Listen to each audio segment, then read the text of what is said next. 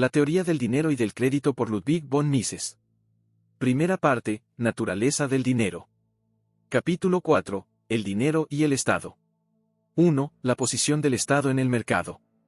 La posición del Estado en el mercado no difiere en modo alguno de la de cualquier otro sujeto que interviene en las transacciones comerciales. Como estos, el Estado intercambia mercancías y dinero en los términos fijados por las leyes del precio. Ejerce sus derechos soberanos sobre sus súbditos exigiéndoles coactivamente sus contribuciones, pero en los demás aspectos se adapta como cualquier otro a la organización comercial de la sociedad. En cuanto comprador o vendedor, el Estado tiene que acomodarse a las condiciones del mercado. Si desea alterar alguna de las relaciones de cambio establecidas en el mercado, solo puede hacerlo a través del mecanismo propio del mercado.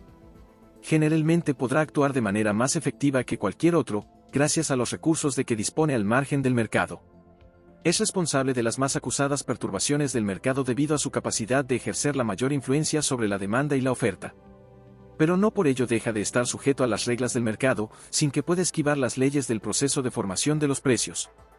En un sistema económico basado en la propiedad privada de los medios de producción, ninguna regulación gubernamental puede alterar los términos del intercambio a no ser modificando los factores que los determinan. Reyes y repúblicas se han negado repetidamente a reconocer este hecho. El edicto de Diocleciano de Pretis Rerum Venalium, las regulaciones de precios en la Edad Media, los precios máximos de la Revolución Francesa son los ejemplos más conocidos del fracaso de la interferencia autoritaria en el mercado. Estos intentos de intervención no se frustraron por el hecho de que fueran válidos solo dentro de las fronteras del Estado e ignorados en otras partes. Es un error creer que semejantes regulaciones habrían producido el resultado apetecido incluso en un Estado aislado.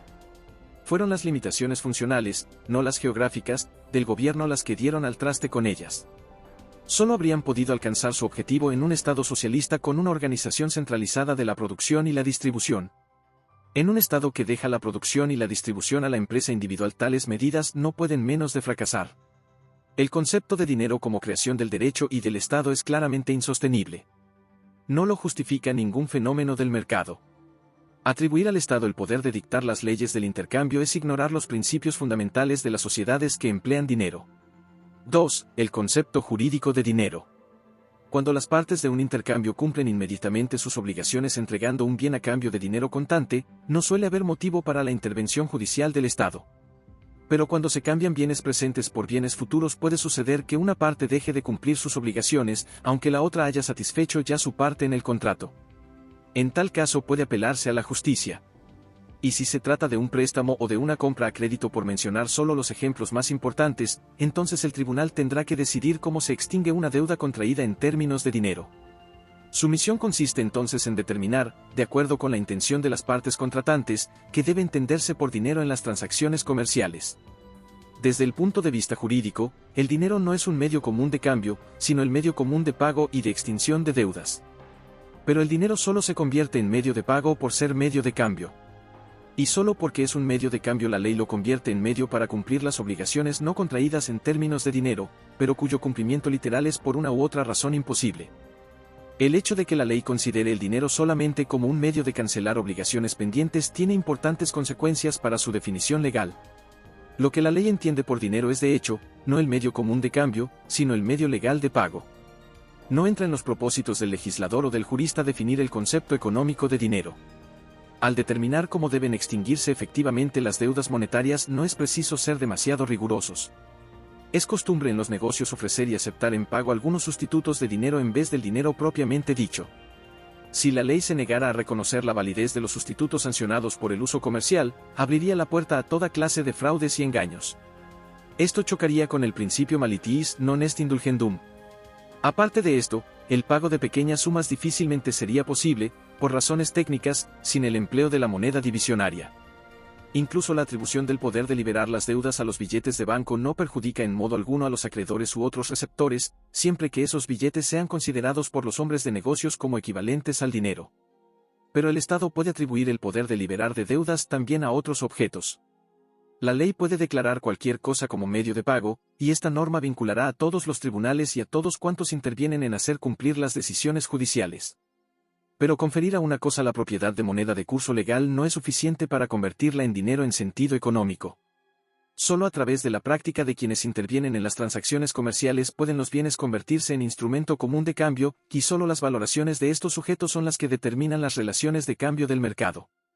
Es muy posible que el comercio utilice aquellos objetos a los que el Estado atribuye el poder de pago, pero no tiene por qué ser así. Puede, si quiere, rechazarlos. Cuando el Estado declara que un objeto tiene capacidad legal para cumplir las obligaciones pendientes, son posibles tres situaciones.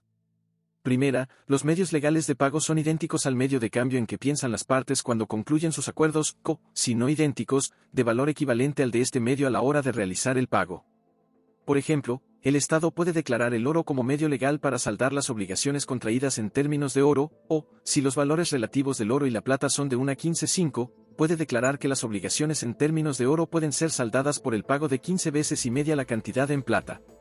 Semejante arreglo no es más que la formulación legal de lo que presumiblemente intentan las partes de un acuerdo. No perjudica los intereses de ninguna de ellas.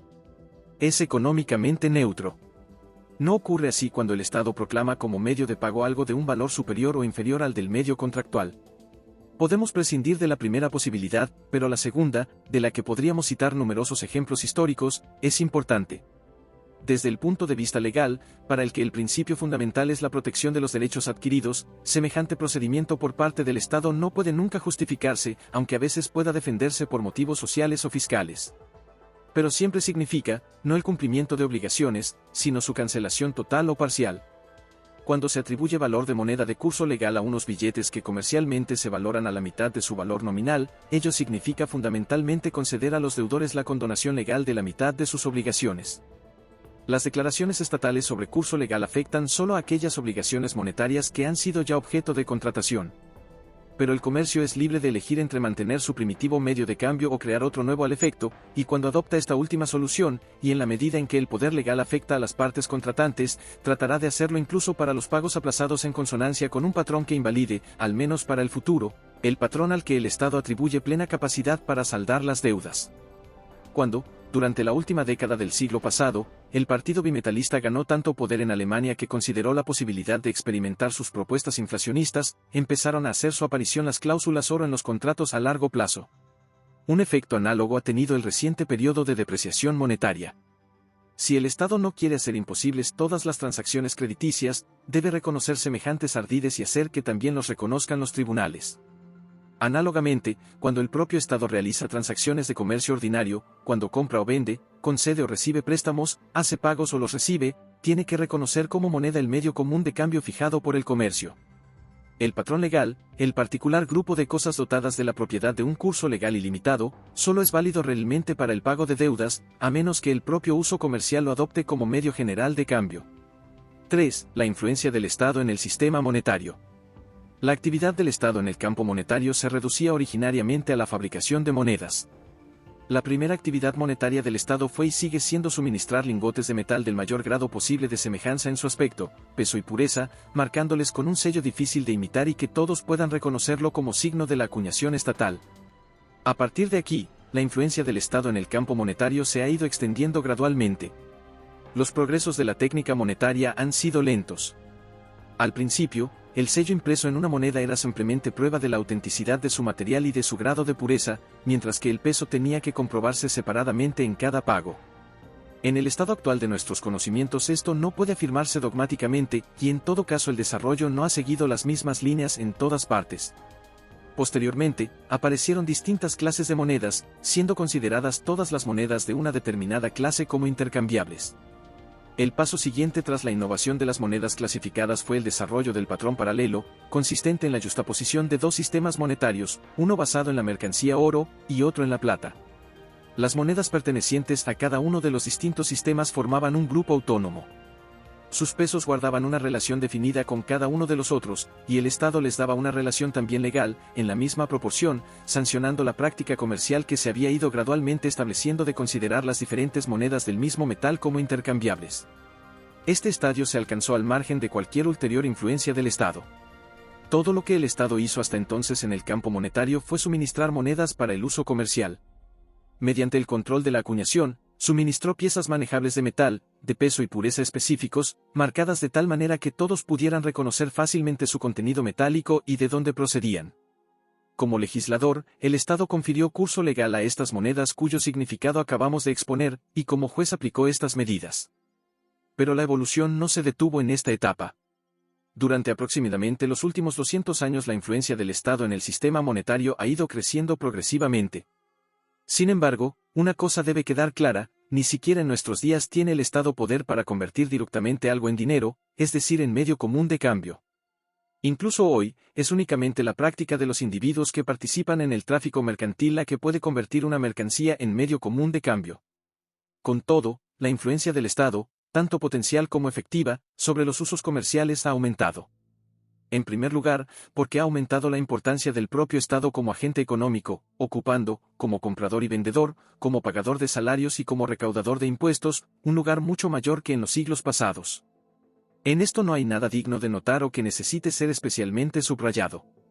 Es evidente que la influencia de un agente económico en la elección de una mercancía que cumpla la función de dinero será tanto mayor cuanto mayor sea su participación en el mercado, y no hay razón para suponer que exista diferencia alguna cuando se trata de un agente económico especial como es el Estado.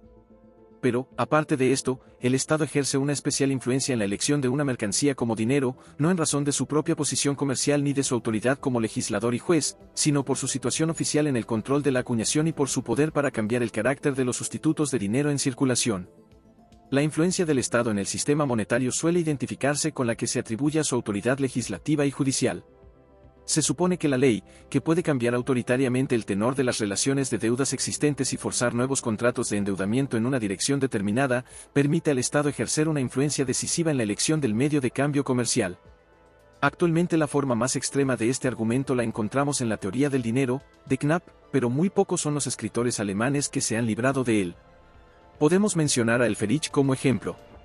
Es cierto que este autor afirma respecto al origen del dinero que tal vez pueda dudarse de que fuera únicamente la función de medio común de cambio la que convirtió a una mercancía en dinero y convirtió al dinero en patrón de los pagos aplazados de todo tipo.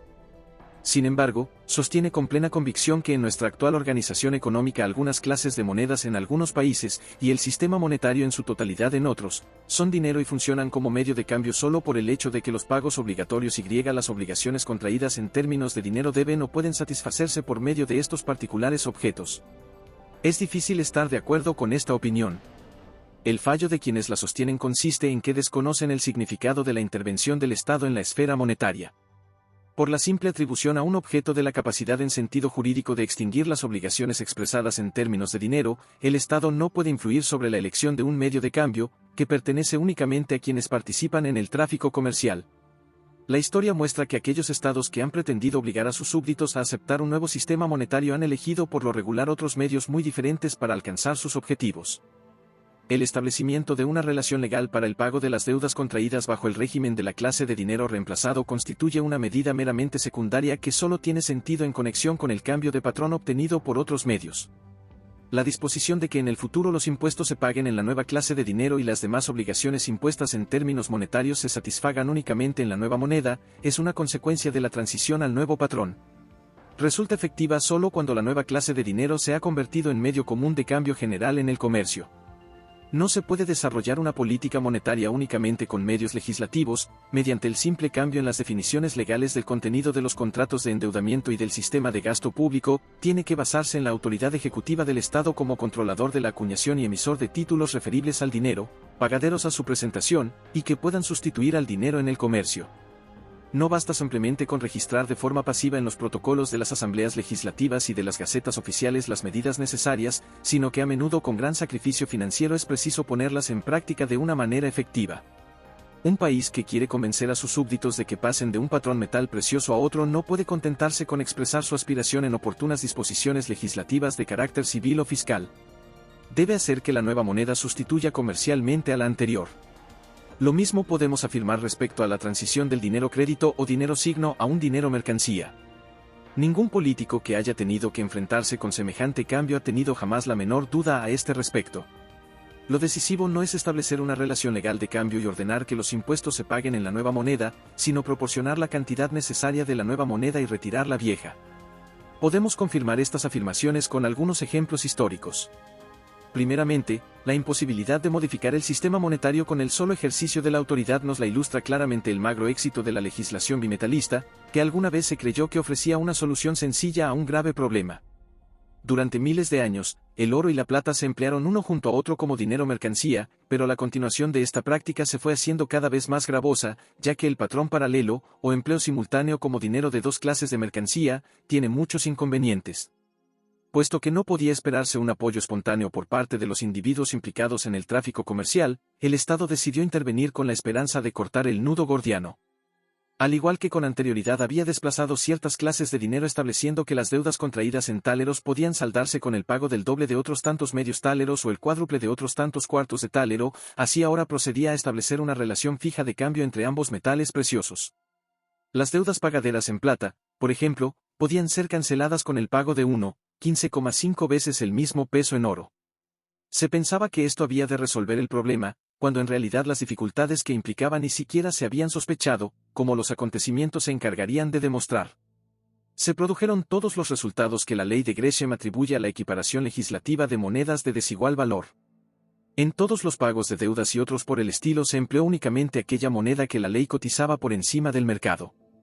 Cuando la ley estableció casualmente su relación de cambio a la par de las momentáneas relaciones del mercado, este efecto pudo retrasarse un poco hasta el nuevo movimiento en el precio de los metales preciosos.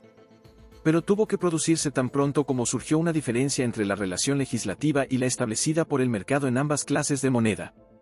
El patrón paralelo se convertía entonces, no en un patrón doble, como pretendían los legisladores, sino en un patrón alternativo.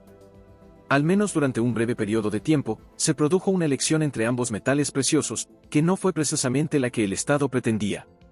Por el contrario, el Estado no había pensado en decidirse en favor del uso de uno u otro metal, sino que esperaba que ambos seguirían circulando. Pero la regulación oficial, que al declarar la sustituibilidad recíproca del oro y la plata sobreestimaba la relación de mercado de uno de los metales en términos del otro, lo único que consiguió fue diferenciar la utilidad de ambos para fines monetarios. La consecuencia fue el mayor aumento de uno de los dos metales y la desaparición del otro. La intervención legislativa y judicial del Estado fracasó rotundamente. Quedó palmariamente demostrado que el Estado no solo no puede convertir una mercancía en medio común de cambio, es decir en dinero, sino que esto solo puede hacerse por la acción común de todos los individuos que participan en el tráfico mercantil. Pero lo que el Estado no puede realizar por medios legislativos puede hacerlo en cierto grado mediante su poder de controlar la acuñación. Fue en calidad de tal como el Estado intervino cuando el patrón alternativo fue sustituido por el monometalismo permanente. Esto ocurrió de varios modos.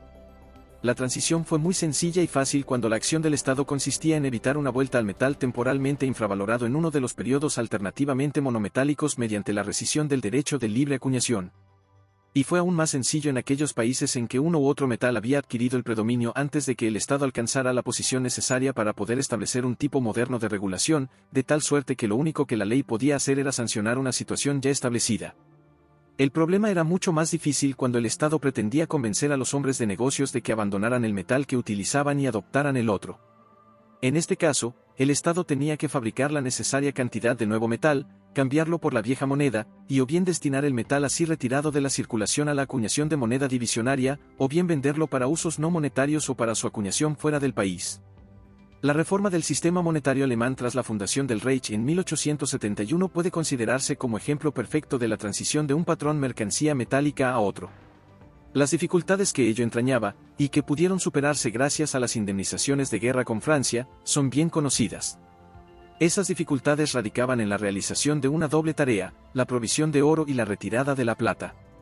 Esta y no otra era la esencia del problema que había que resolver cuando se tomó la decisión de cambiar el patrón monetario.